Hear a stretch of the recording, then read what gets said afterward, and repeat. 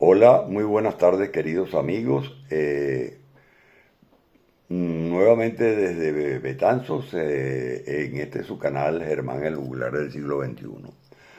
Hoy voy a hablarles de algo diferente al turismo en Galicia y se refiere a un artículo que considero bastante interesante relacionado con el trabajo de las mujeres en el campo del espionaje.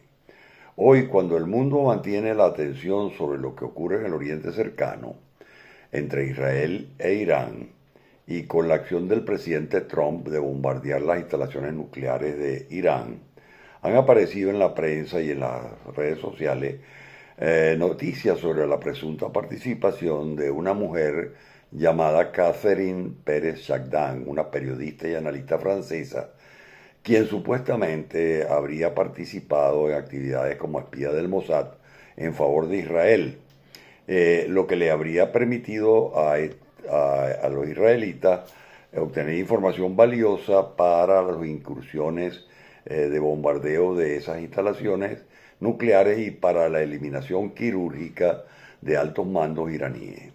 Pero antes de hablarles de esto, voy a referirme a la larga tradición de las mujeres en labores de inteligencia, incluidas operaciones de campo y de espionaje en territorio enemigo. Pero por razones de tiempo voy a tener que dividir estas charlas en varios segmentos, en por lo menos 3 segmentos. Hoy voy a hablarles de la primera parte. Desde que yo recibí la Dirección General Sectorial de Inteligencia Militar Venezolana en el año 1986, me encontré sorpresivamente con una organización que había disminuido muchísimo su excelencia en cuanto a la obtención de inteligencia. Durante los años 60 y 70 del siglo XX, su trabajo había sido fundamental en materia de inteligencia exterior sobre las intenciones de Fidel Castro para exportar su revolución, y también en el trabajo de apoyo a los teatros antiguerrilleros que concluyó con la derrota militar de los cubanos invasores. Este deterioro institucional de mi organización era común a todas las agencias de inteligencia civiles y militares en Venezuela, independientemente de los usuarios de su inteligencia, fueran estos operacionales, estratégicos o seguridad del Estado. Todas esas agencias hacían prácticamente lo mismo y además lo hacían mal, pero pues en muchos casos privaba el afán de protagonismo de su dirigente, el ego personal, y eran, o en la mayoría de los casos, muchos fines ajenos y completamente divorciados de la razón de ser institucional de las organizaciones. Pero desafortunadamente parecía que esto no era una prioridad para la cúpula política del momento, en la que todavía existía mucha desconfianza, sobre todo en el aparato militar y mucho más en sus organizaciones de inteligencia.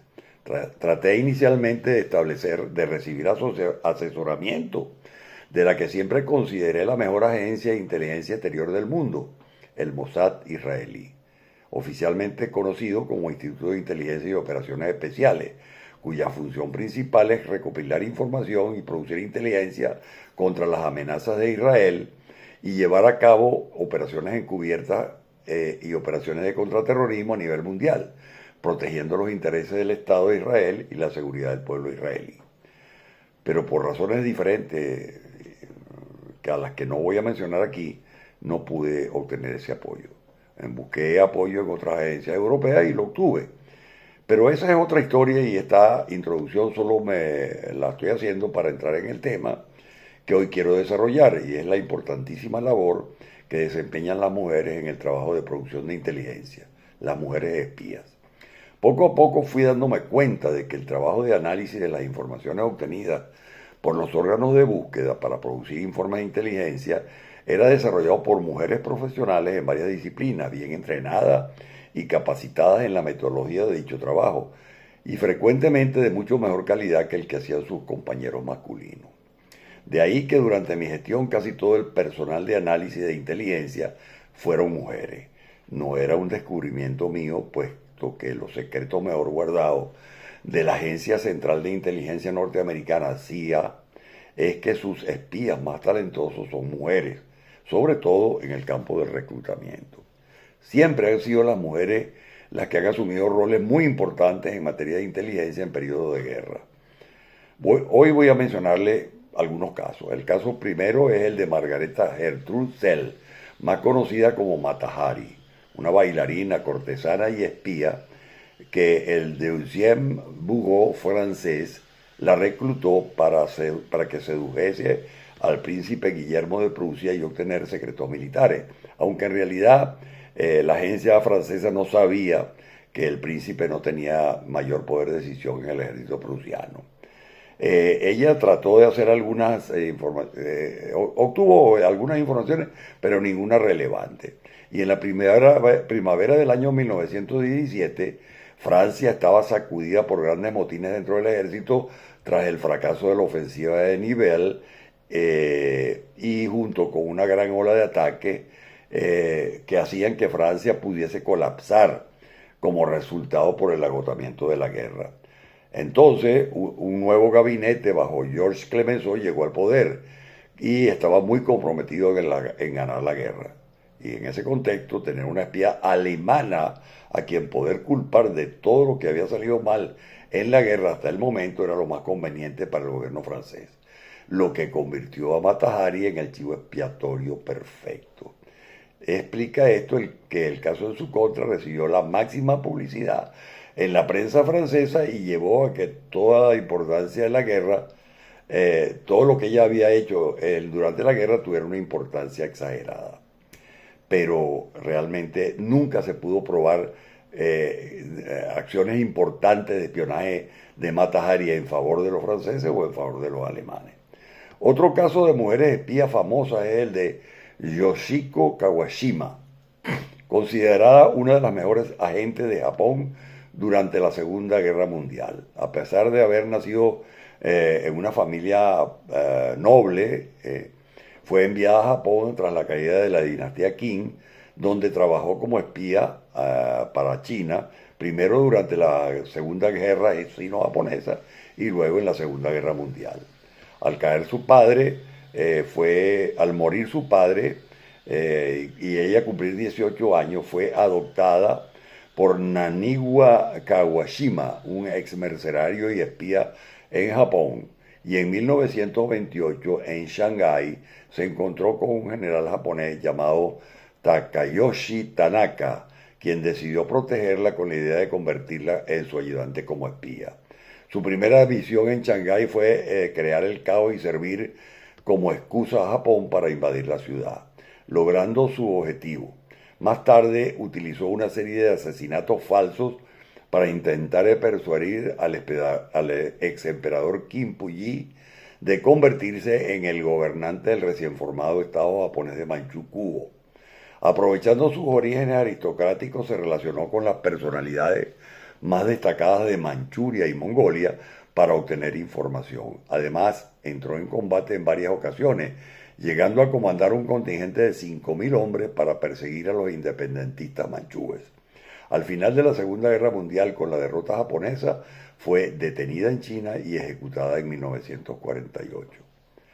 El último de los casos de mujeres espías famosas de los que hablaré hoy es el de Virginia Hall, una espía estadounidense infiltrada en Francia durante la Segunda Guerra Mundial, conocida por haber contribuido al éxito del desembarco en Normandía, entre otras hazañas. Nació en 1906 en una familia acomodada de Baltimore, Maryland, y a los 19 años ya hablaba con soltura, además del inglés, alemán y francés. Quería desarrollar una carrera diplomática y a los 25 años aceptó un puesto en la embajada de Estados Unidos en Varsovia, transferida posteriormente a otras ciudades como Tallin, Viena y Esmirna. Y precisamente en esta ciudad turca, mientras participaba en una cacería, un accidente con una escopeta hizo que se disparara accidentalmente en una pierna, a la que tuvieron que amputarle para poder salvarle la vida. Y empezó a utilizar una pierna ortopédica a la que ella bautizó como Cutler, nombre que después sería su código como espía para los servicios secretos británicos y estadounidenses. Al ver frustrada su carrera diplomática, se trasladó a París en 1939 y se unió al servicio francés de ambulancia. Después, al estallar la Segunda Guerra Mundial, con la ocupación de Francia por las tropas del Tercer Reich, huyó con una amiga a Inglaterra y allí conoció casualmente a Vera Atkins, una espía británica nacida en Rumanía que en aquel momento se dedicaba a reclutar posibles agentes para la sección francesa de Special Operation Executive, SOE, organización de espionaje británico encargada de enviar agentes a los territorios franceses ocupados para organizar sabotaje, espiar, robar e incluso matar a oficiales nazis. Los conocimientos de idioma de Hall y las ideas sobre los peligros del ascenso del totalitarismo, del que había alertado sin éxito en varias ocasiones a sus superiores en los Estados Unidos, impresionaron a Vera Atkins, que no dudó en incorporarla al SOE. Así, con el nombre clave de Germaine, Hall fue lanzada en paracaídas sobre la Francia ocupada en 1941 con la misión de estudiar y notificar movimientos de tropas nazis y reclutar a otros agentes. Allí puso en marcha una efectiva red clandestina de miembros de la resistencia con el nombre clave de Heckler, grupo que se centró sus actividades en garantizar el retorno a Inglaterra de pilotos británicos abatidos sobre suelo francés, de apoyar a otros grupos de la resistencia y para poner bombas para sabotear puntos importantes de la logística del ejército alemán. También para recopilar información que resultaría posteriormente clave para elaborar el plan del llamado Día D, la operación Overlord de desembarco de las tropas aliadas en las playas de Normandía. Bueno amigos, esto es el fin de la primera parte. Mañana continuaremos con la segunda parte de las mujeres espías.